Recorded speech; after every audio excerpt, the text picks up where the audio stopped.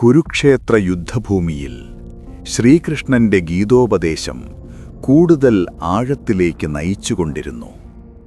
കൃഷ്ണൻ പറഞ്ഞ ദൈവിക സത്യങ്ങൾ അർജുനനെ അത്ഭുതപ്പെടുത്തുകയായിരുന്നു. എങ്കിലും അവന്റെ മനസ്സിൽ ഒരാഗ്രഹം ഉയർന്നു.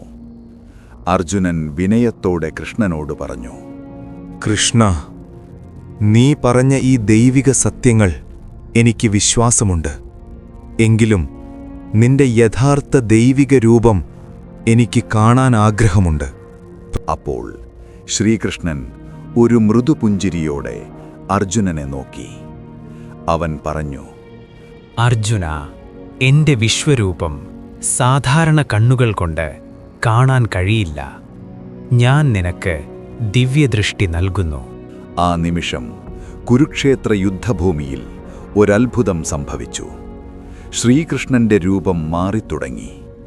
അവന്റെ ശരീരത്തിൽ അനന്തമായ ലോകങ്ങൾ പ്രകാശിച്ചു.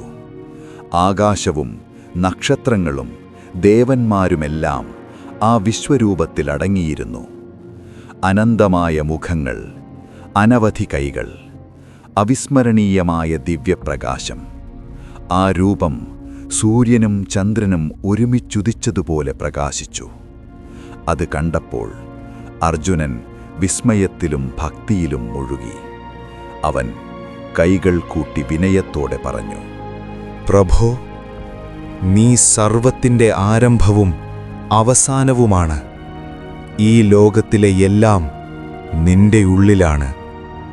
അർജുനന്റെ ഹൃദയം ഭക്തിയാൽ നിറഞ്ഞു. അവൻ മനസ്സിലാക്കി, കൃഷ്ണൻ ഒരു സാധാരണ മനുഷ്യനല്ല, അവൻ സർവശക്തനായ പരമാത്മാവാണ്.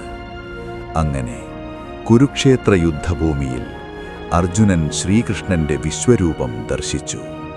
ആ ദർശനം അവന്റെ ജീവിതം എന്നേക്കുമായി മാറ്റി. മഹാഭാരതം.